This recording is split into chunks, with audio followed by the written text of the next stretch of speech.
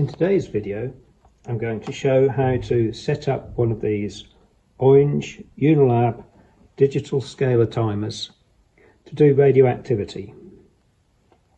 I've got a Geiger Muller tube plugged into the Geiger Muller socket and it's switched to GM. The SSD is a solid state detector which would be plugged into the other socket. The power for the Geiger Muller tube, the cleep says it should be at 450 volts, but the specification on ours say 420, and it does actually have a bold line at 420, so that's the voltage that I use. Got the selector switch set to radiation on this panel, so we're not using this input for counting here. So this part, we're going to have this knob pointed directly up, so we're taking an input from this part of it, and the selector here on an upwards going pulse. Doesn't really matter where this one is.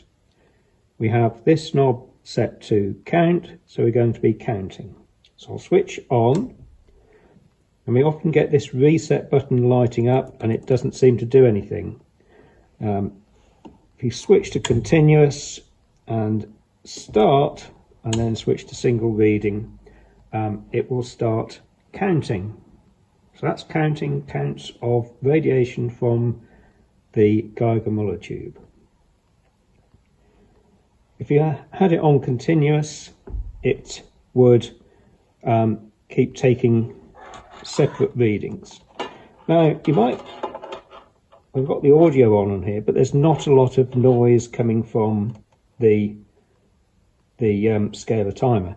There's a little speaker in there which makes a little beep, but we can get it to make a noise by plugging in the earth and the monitor to an amplified computer speaker. If I turn that on, we should be able to hear we've got the clicking, and we're able to hear a more traditional sound of a Geiger Muller tube and counter.